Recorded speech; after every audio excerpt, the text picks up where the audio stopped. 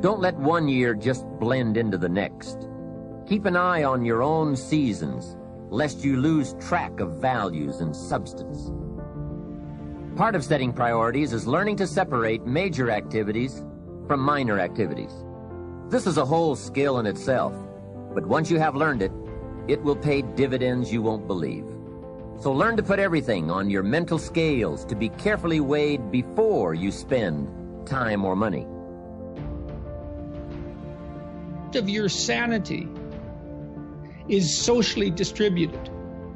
And what I mean by that is, well, let's say that you know how to behave. You're well socialized. You can play with others.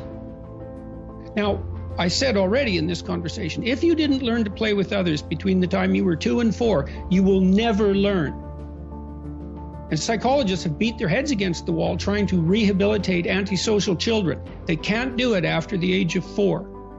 Is that because areas of the brain just don't develop?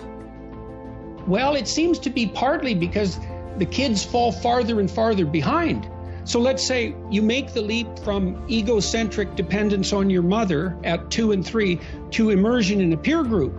Well, then you pick peers that are at your same developmental level, and you chase each other up the developmental ladder. And the longer you're out of that, the farther you fall behind.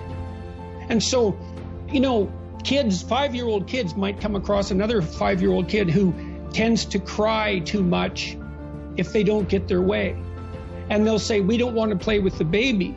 And what they're saying is, we have to find someone who's at our developmental level, shares our developmental horizon, so that we can mutually scaffold our further development. Now, they're not going to say that, obviously, but that's the situation. And kids test each other out when they first meet. So do adults. Game. Can you play? Are you playing at the same level as me? I'm playing my game at the level that will further my development.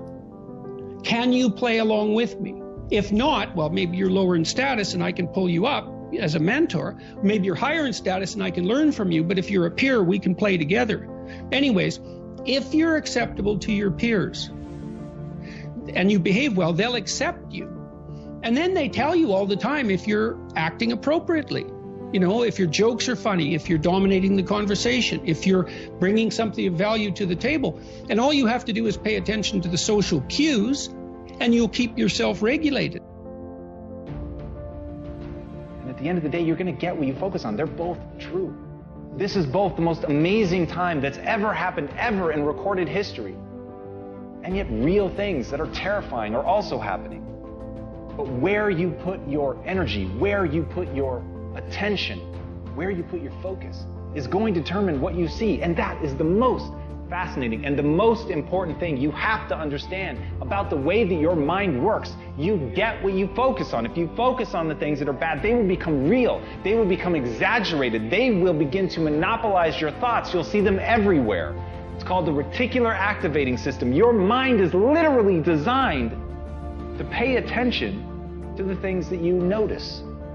Once you notice a certain car, you see it everywhere. Once you notice a certain dog, you see it everywhere. Once you hear a certain name for the first time, suddenly you realize that that name has been all around you this entire time. But now that you're focusing on it, now that you're looking for it, it is everywhere.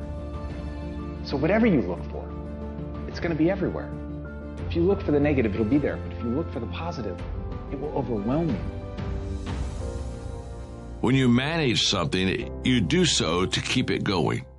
Well, you don't need to keep time going. You don't even need to watch it. You can be completely unaware of it. You can go to sleep. Doesn't matter. Time just continually moves. Doesn't need you. It doesn't need me. It just keeps moving. We don't need to do time management because there's nothing to manage. It's automatic. It continually moves.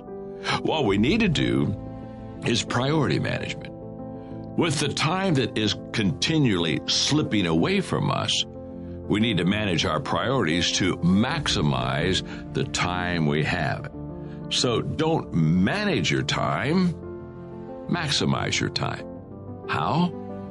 By doing the things that are the most important to do at that moment. Make every day your masterpiece.